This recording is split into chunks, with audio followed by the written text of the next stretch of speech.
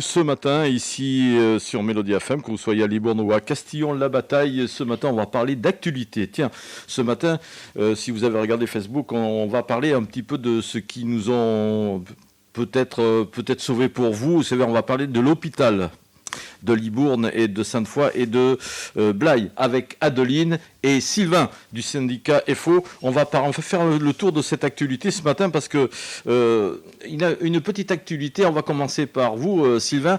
On va revenir un petit peu ce qui s'est passé. C'était la semaine dernière, mais ça s'est produit aussi à Libourne, aux urgences à Sainte-Foy-la-Grande. Ça s'est amélioré ? Oui, alors bonjour. Donc sur l'antenne des urgences de Sainte-Foy-la-Grande, qui est donc une antenne de libournaise, on a de plus en plus d'agressions. Il y a un médecin qui a été agressé, qui a subi des violences, qui a eu quelques jours d'ITT. Et donc c'est quelque chose qui se reproduit de plus en plus. Il y a des conditions de prise en charge qui deviennent difficiles, peut-être à cause de la situation de la pandémie qui dure et les gens sont énervés. Voilà, il y a un climat social qui est compliqué, mais on a aussi une situation spécifique sur Sainte-Foy-la-Grande qui fait que les agents ne sont pas toujours en sécurité et voilà, hein, c'est un territoire qui est un peu délaissé des pouvoirs publics parfois et la proximité, la gendarmerie a une grande surface à traiter et du coup n'est pas toujours disponible dans les mêmes conditions que sur Libourne où il y a une convention entre la gendarmerie de Libourne et de l'hôpital avec des réactions très rapides. Donc nous on soutient bien sûr les agents qui ont subi des agressions, des violences depuis plusieurs semaines, plusieurs mois. Et bien sûr, on va tenter d'améliorer les choses avec la direction qui a déjà pris le sujet, on va dire, à bras-le-corps et qui a déjà rencontré les agents, qui propose des choses. Nous pour l'instant, ce qu'on sait des propositions, ça va clairement pas nous suffire. C'est pas de nature à rassurer les agents qui viennent vraiment maintenant travailler avec la boule au ventre, avec l'angoisse quand ils se retrouvent seuls le soir, seuls la nuit, sans soutien. L'avantage sur Libourne, c'est qu'on a toujours du monde en fait. Sur Sainte-Foy, c'est plus compliqué. Donc les agents travaillent dans des conditions qui sont pas satisfaisantes. On va essayer d'améliorer ça avec la direction qu'on rencontre mardi prochain, mardi matin. Et on espère qu'ils écouteront nos demandes et surtout les demandes des agents. En tout cas, ils semblent y porter une attention particulière. Ils ont toujours été réactifs, même quand il y avait eu des agressions sur les urgences à Libourne, où on était intervenu très vite. Bon, la direction, sur ce point-là, est vigilante et en général est réactive. On espère que ce sera le cas aussi sur Sainte-Foy. Donc à Libourne, ça s'est un petit peu calmé, ça s'est plus reproduit en fait. À Libourne, il y a eu des améliorations importantes puisqu'on a mis en place une vidéosurveillance reliée au PC sécurité, ouais. Puisqu'il y a un vigile qui est maintenant sur place, donc ça calme aussi les choses. Et puis voilà, l'organisation a fait qu'on a un petit peu... on a tout le temps du monde et en fait quand il y a des patients ou des accompagnants qui sont parfois un peu véhéments, il y a assez rapidement du personnel qui peut venir en renfort et donc l'effet masse fait que ça calme un peu les choses, quoi. Sur Sainte-Foy, c'est plus compliqué. D'accord. Alors c'est vrai qu'à partir c'était janvier 2022, c'était aux urgences, on paye 18 €. Est-ce que ça a diminué un petit peu l'afflux aux urgences ou non ? Vous qui... Alors, on ne l'a pas constaté. Ça n'a pas changé ? Non, on n'a rien constaté par rapport à Parce que c'était le but, en fait, ça. Le but, c'était... de ne pas trop engorger les urgences ? Oui, voilà. Le but, c'était d'éviter ce qu'on appelle la bobologie, en fait. Ouais. Mais ce qu'il faut bien comprendre, c'est que beaucoup de patients qui viennent par déficit, en fait, de médecins généralistes sur le territoire. Et donc, du coup, se rapprochent des urgences parce qu'ils ne trouvent plus de médecins généralistes. Donc, il y a effectivement... là, il y a cette mise en place qui a été faite. On verra bien. Hein. Nous, pour l'instant, on n'a pas les retours là-dessus. On n'a pas de chiffrage sur le passage aux urgences. C'est trop tôt. mais on n'a pas l'impression que ça ait diminué le nombre de visites. Et on verra bien ce que ça donne à moyen terme, mais ça, enfin, de toute façon, il faudra revoir enfin, pour le coup, c'est les ARS, hein, c'est à la charge des ARS de voir comment l'offre de santé est distribuée sur le territoire. D'accord. Parce que enfin, c'est le même directeur qui chapeaute les trois centres, trois hôpitaux, Libourne, Blaye et Sainte-Foy-la-Grande. Et l'EHPAD de Coutras et de Saint-Denis. Donc oui, on a cette chance, il faut croire, qu'on a un directeur multicarte, multicompétences qui peut effectivement gérer tous ces établissements de manière optimale. Je vais revenir sur Saint-Denis-de-Pile parce que j'ai eu l'occasion de rencontrer dernièrement, là, il y a une dizaine de jours, Madame le maire de Saint-Denis de Pile, Fabienne Fontenot, et je lui ai demandé où ça en était, ce conflit. Et elle trouve un petit peu regrettable que le directeur de l'hôpital ne soit pas venu la rencontrer. Il n'y a pas eu encore de dialogue entre le maire et le directeur de votre hôpital. Madame le maire a sûrement la même problématique qu'on a avec notre directeur, c'est-à-dire que nous, on l'alerte, on essaye d'être dans le dialogue social, d'ouvrir la discussion avec lui. On lui a proposé effectivement de venir sur le site de Saint-Denis. On n'a jamais aucune réponse à nos messages. Il nous délègue le DRH qui, à mon avis, fait ce qu'il peut, mais en tout cas, on n'a pas de réponse satisfaisante de la part du directeur, mais j'imagine qu'avec tous les établissements qu'il a gérés, il n'a pas le temps de répondre à ses syndicats, ni d'ailleurs aller voir les personnels sur le terrain. On aimerait. Mais quand le maire demande, quand même, c'est important, c'est le maire de la commune, on doit répondre, parce que, entre parenthèses, il est directeur, mais il est aussi maire d'une commune, lui, donc il doit savoir... Oui, on a effectivement l'information qu'il est maire de Tresse, donc effectivement. Voilà, c'est ça que je voulais pas dire, mais c'est deux maires, donc voilà, c'est public, donc il n'y a pas de problème. Et il a beaucoup d'établissements et une mairie à faire tourner. Effectivement, peut-être qu'il n'est pas assez disponible pour ces établissements. En tout cas, il n'a pas le temps de visiter Saint-Denis-de-Pile. On rappelle aussi qu'on a rencontré l'ARS en novembre, qui devait organiser une visite début de l'année sur le site de Garde-Rose pour la psychiatrie. Oui. Il semblerait, alors pour raison de Covid, que ça a été reporté. Nous, on a renvoyé un mail pour demander une confirmation que ça serait bien reprogrammé. A priori, ça serait reprogrammé. On met beaucoup de guillemets là-dessus, parce que le directeur nous a donné une information qui ne va pas dans le bon sens pour l'établissement, et on aimerait bien avoir des réponses assez précises sur les enveloppes qui vont être attribuées à Libourne, qui vont être attribuées à Sainte-Foy, Blaye, et voilà, il y a eu un certain nombre de réponses qui ont été données en novembre, fin novembre, début décembre par l'ARS. On espère que les promesses vont être tenues pour nos établissements. Voilà, c'était Sylvain, on va retrouver, mais on retrouvera après, Sylvain, on va retrouver sur Mélodie FM. Alors, on va retrouver Adeline, on va parler un petit peu, c'est un sujet d'actualité, l'EHPAD. C'est vrai que l'hôpital en a un, l'EHPAD derrière, non ? L'EHPAD a 3 établissements. D'accord. L'hôpital a 3 établissements d'EHPAD. D'accord. Alors, on peut les citer, ces 3 établissements. Moi, je sais qu'il y en a un derrière votre hôpital. Alors, il y en a un sur le site de Robert Boulin qui s'appelle Victor Schœlcher. Ouais. On en a un qui touche l'hôpital Garde-Rose et qui s'appelle la Belle-Île. Et un à Saint-Denis-de-Pile, les Barailles d'Égée. D'accord. Alors, qui dépendent entièrement de l'hôpital. Comment ça se passe aujourd'hui ?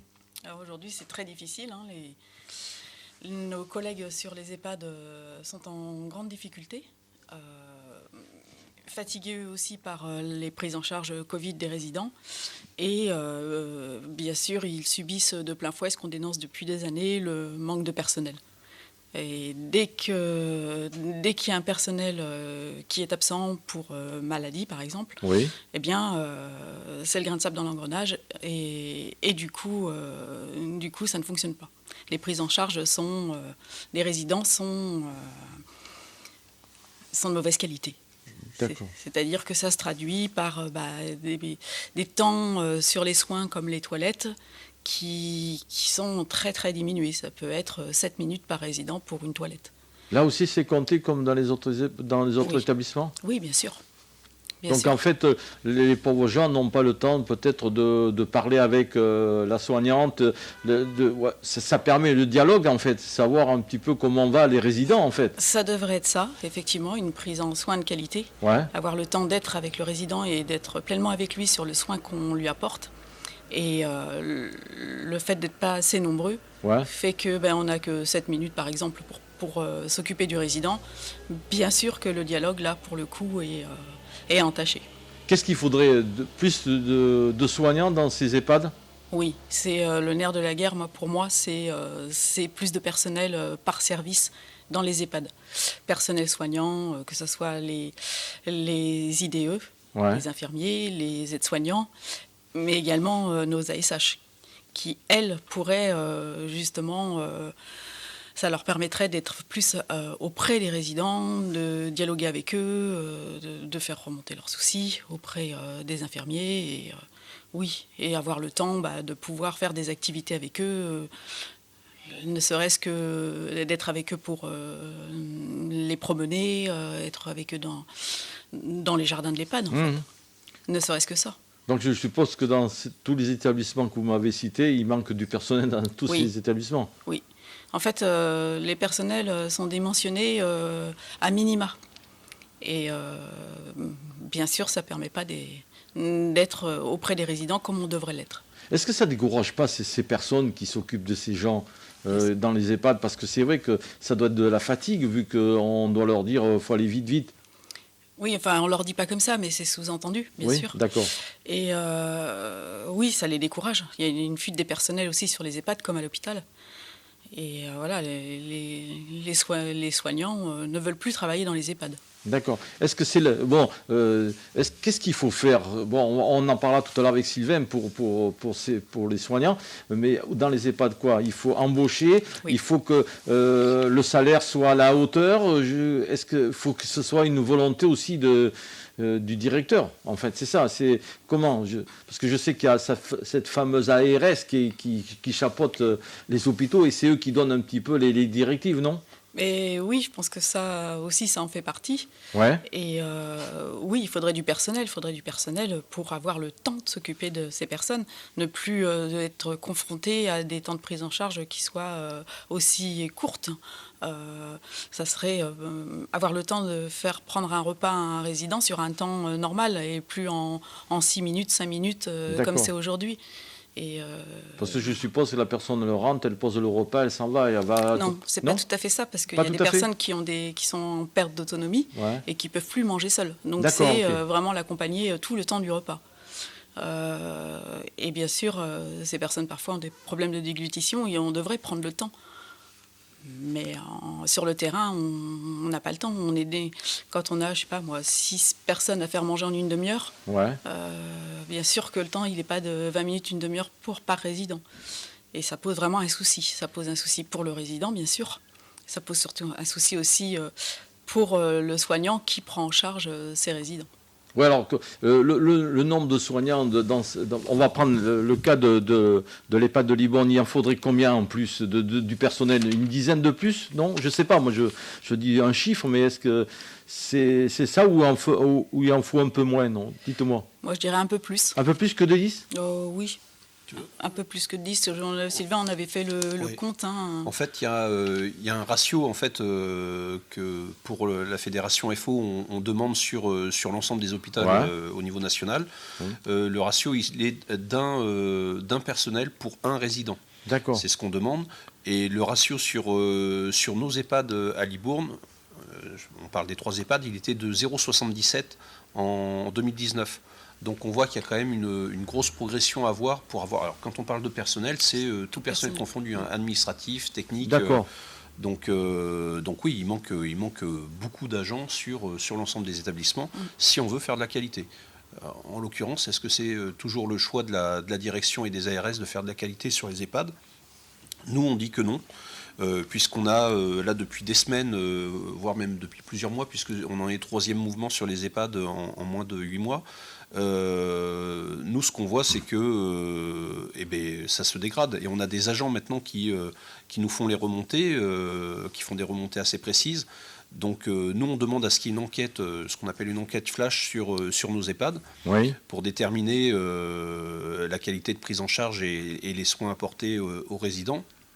On demande effectivement ce ratio, on demande qu'il y ait des modifications du temps de travail, parce qu'il y a quelques années, en fait, pour optimiser les personnels et pour se caler sur les 35 heures, sur les EHPAD, on est passé en 7h30, et les 7h30 sont catastrophiques pour les personnels qui demandent à travailler ce qu'on appelle du 8-8-10, 8 heures le matin, 8 heures le soir et 10 heures la nuit, de façon à avoir des temps de recoupement et qui permet l'échange entre les équipes, en fait, ce que ne permet pas tout le temps le travail en 7h30 ou en 12 heures. Et puis nous, on demande enfin que l'absentéisme, qui est à peu près officiellement de 13% sur les EHPAD, mais nous on sait que c'est probablement beaucoup plus, on demande que cet absentéisme soit intégré dans l'effectif et non pas mis en dehors sur des poules, etc. Donc ce qui permettrait au service, en fait, de pouvoir d'auto-remplacer le personnel quand il y a de l'absentéisme. C'est un peu technique, mais et puis, voilà, les glissements de tâches, le respect des distributions médicamenteuses qui sont parfois par glissement faits sur des personnels qui n'ont pas les compétences, avec une mise en danger et du personnel et des résidents.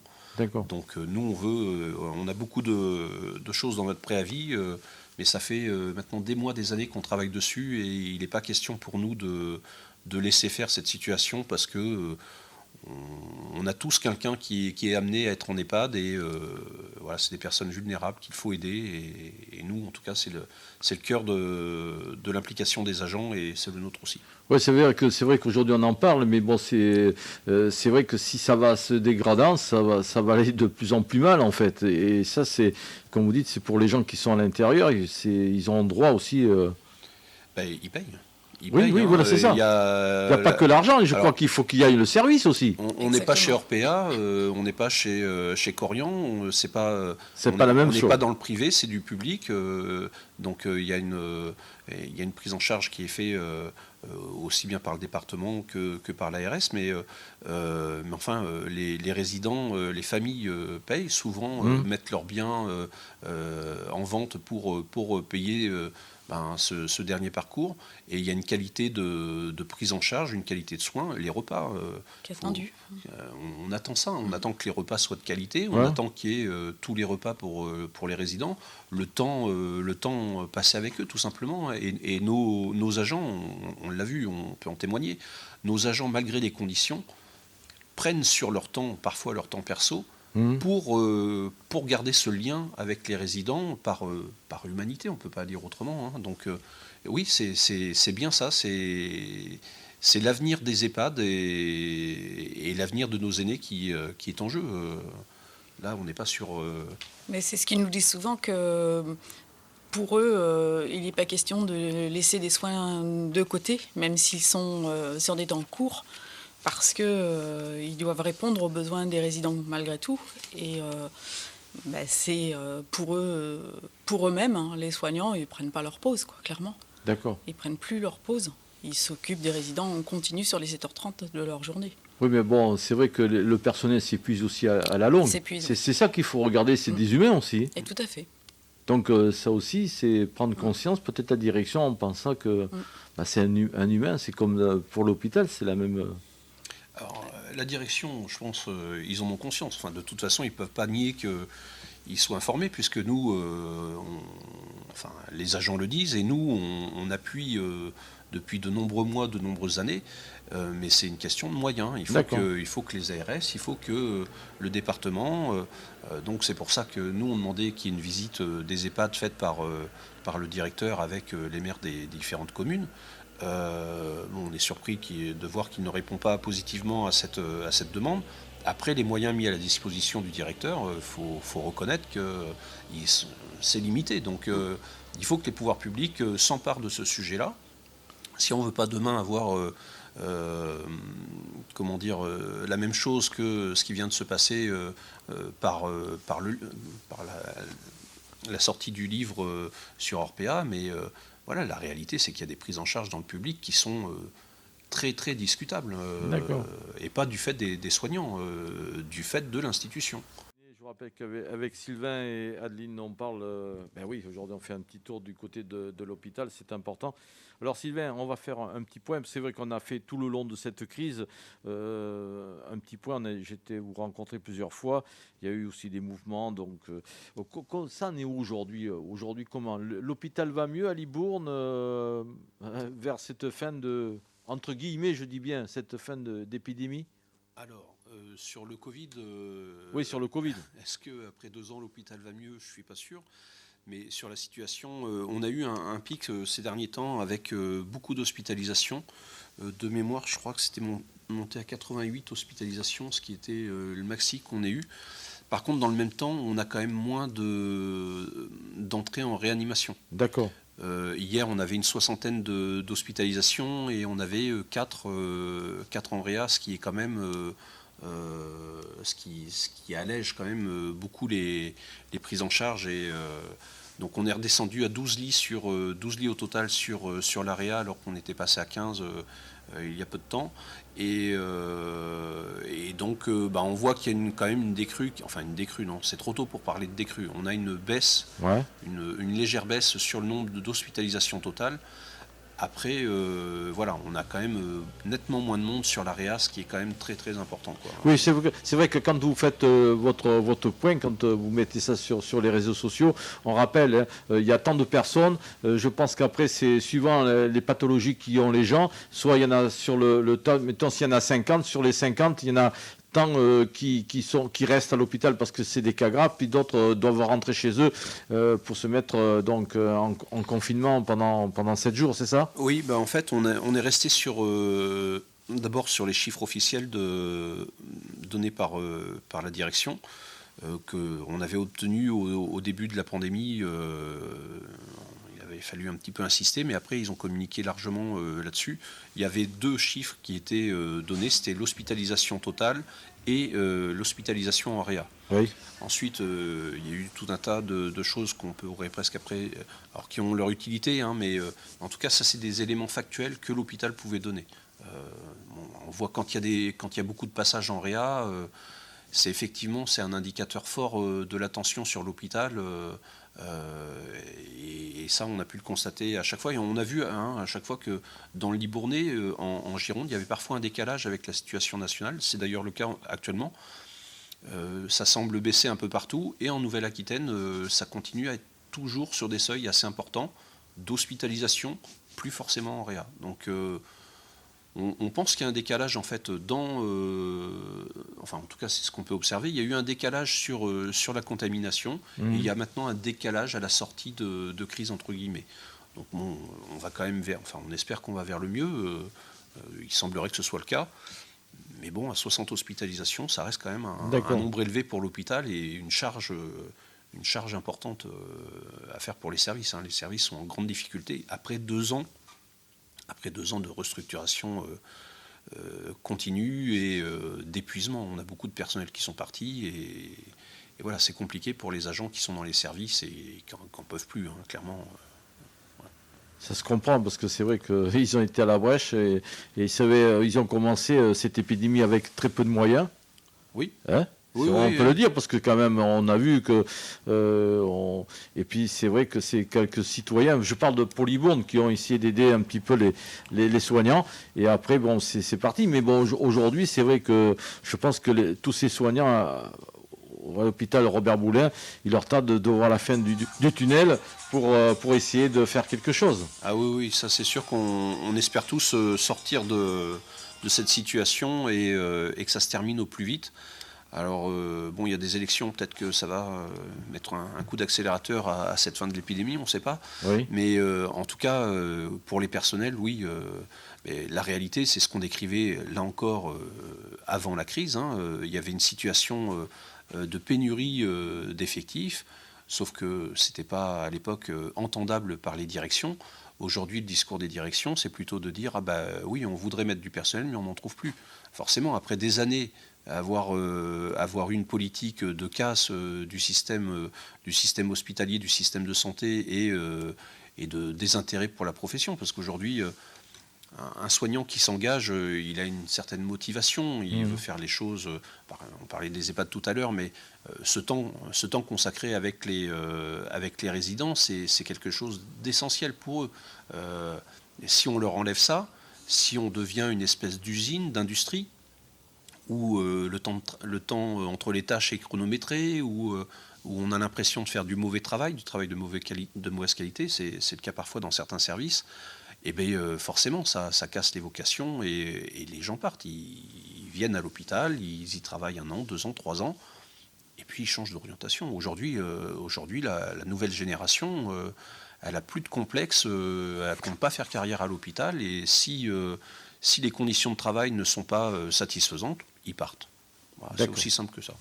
Allez, on fera le tour un petit peu, on continuera avec Sylvain et puis Adeline, on va parler un petit peu de l'avenir, parce qu'il faut pas, après cette épidémie, il faut penser à l'avenir un petit peu dans les hôpitaux. C'est vrai que les citoyens les ont applaudis en début, puis après, on a vu qu'ils ont tourné un petit peu le dos, mais bon, ils étaient toujours présents et on est bien content de les avoir à côté pour nous aider et pour essayer de sauver des vies. Ça, c'est important, avec le peu de moyens qu'ils ont. Alors, on en parle pour terminer cette émission sur Mélodie FM, mais avant... Tout le monde y passe. Alors, faut espérer que ce soit pour le séjour le plus court possible et pour les choses les moins graves possibles. Mais enfin, ça reste pour nous cette notion de service public, elle est importante et c'est quelque chose qu'il faut mettre. Il y a une campagne présidentielle en ce moment. Ça devrait être un sujet.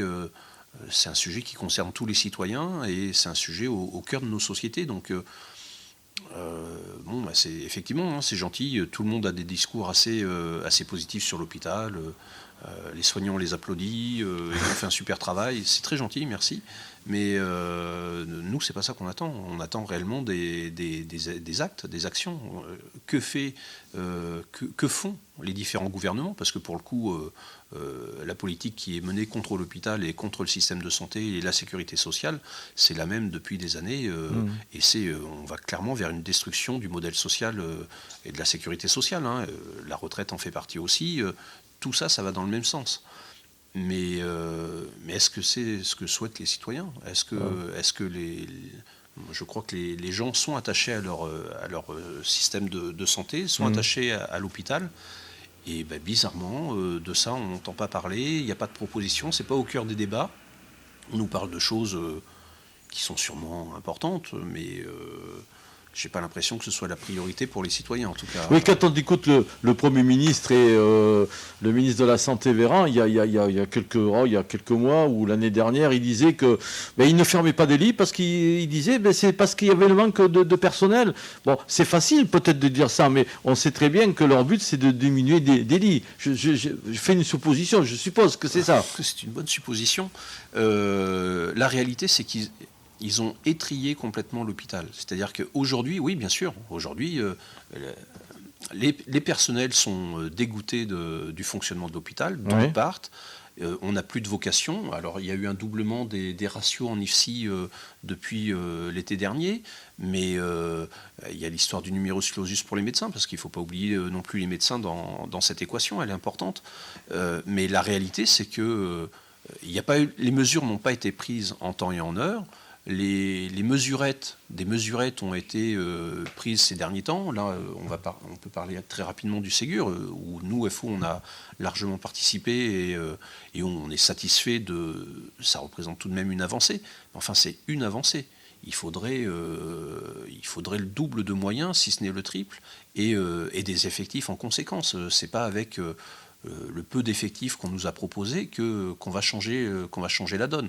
Il y a une petite amélioration sur les conditions, sur les salaires pour les soignants. Oui. Il y a eu le CTI pour l'ensemble du personnel. Bon, c'est bien, c'est une première démarche, mais il y a le dégel du point d'indice qui est gelé quand même depuis des années. Et puis les conditions de travail et les effectifs. Et là-dessus, on n'a pas grand-chose, quoi. En tout cas, pas grand-chose de sensible. Qu'on ressente sur le terrain. Sur les chiffres, ça fait beaucoup. On nous parle de 8-9 milliards pour le Ségur. Oui, c'est bien, 8-9 milliards, mais à mettre au regard du budget du gouvernement, c'est une goutte d'eau, quoi. Donc, et voilà, c'est une question de priorité. Où mettent-ils la priorité? Vous avez peur de l'avenir après ces élections? Parce qu'on ne sait jamais ce qui peut se passer. Est-ce que vous avez peur de l'avenir pour l'hôpital? Parce que c'est quand même... on parle de l'hôpital, mais on parle aussi des EHPAD, parce que c'est tout engendré, tout ça. Oui, tout à fait. Alors, est-ce qu'on a peur? On n'a pas peur, on sait ce qui va se passer. Vous pensez que ça va aller de pire en pire? Ah ben, c'est clair. De toute façon, maintenant, alors de toute façon, il va y avoir les élections. L'Ardoise, elle arrive. Elle arrivera après l'été, et donc tout le monde pourra juger du bien fondé de ce qu'on dit là. Mais ce qui va se passer, ça va être très clair, ça va être une fermeture de l'offre de soins, une fermeture de lits sur l'hôpital et une dégradation des prises en charge sur l'ensemble des établissements, y compris sur les EHPAD. Là, c'est clair que c'est ce qui arrive. Alors, à moins qu'il y ait un virage à 180 degrés qui soit fait, mais personne n'en parle. Je vais être un peu méchant, ils vont regarder les endroits où c'est rentable pour l'hôpital. Enfin, dans certaines catégories de soins, ça c'est rentable, on va faire... parce que, en fait, l'hôpital, c'est pas une entreprise, c'est un bien public de tout le monde participe, on est tous... c'est un pot commun, parce que c'est tout le monde qui finance l'hôpital. Oui, c'est un service public. Voilà, donc c'est pas une entreprise, public. On met ça de côté. Ben oui, mais depuis qu'on a fait rentrer la T2A dans l'hôpital, c'est-à-dire la tarification à l'acte, et donc sous-jacent la rentabilité des actes, voilà, il y a des actes qui sont privilégiés parce qu'ils sont rentables, au détriment d'actes pourtant nécessaires pour la population, pour les. Ouais. Donc oui, il y a une marchandisation entre guillemets du soin. Ça, c'est une réalité. Donc là, il semblerait que voilà, après 10-15 ans de ce fonctionnement, on commence à dire il faut diminuer un petit peu la part de la T2A. D'accord, très bien. De combien vous la diminuez? Quels sont les budgets? C'est pour ça, nous, on a été donc en novembre voir l'ARS pour un peu leur expliquer. On y a été avec des agents du terrain, quoi, qui ont été très percutants, qui ont décrit leur quotidien. Hein. Les soignants sur le terrain, ils expriment hein, la situation. Il n'y a pas besoin d'être de sortir de l'ENA pour comprendre ce qui s'y passe. Hein. Donc on a eu des promesses.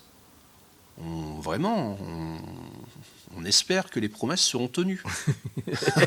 Ça, c'est autre chose. Oui. Vous savez que les promesses, ça tombe toujours à l'eau un peu, hein, oui, non oui. On vous fait rêver, puis le miroir, il est beau, puis il parle derrière.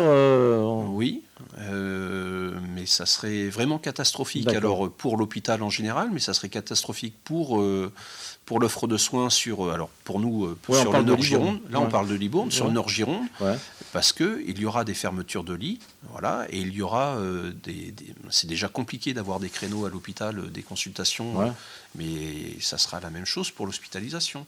Et pour les EHPAD, pas mieux, quoi. Donc, d'accord.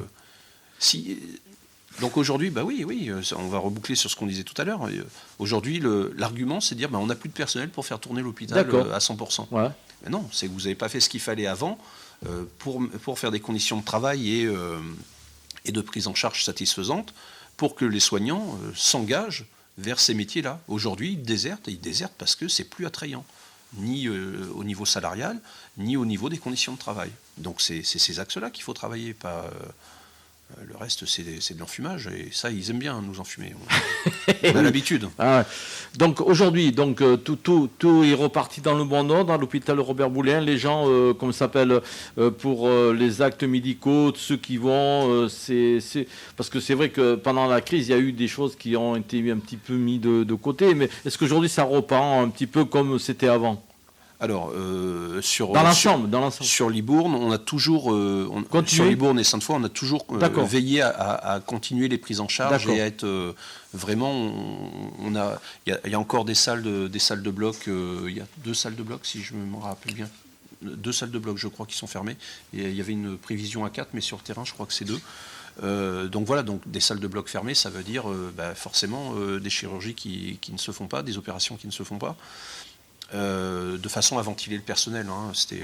L'objectif, c'était de ventiler le personnel.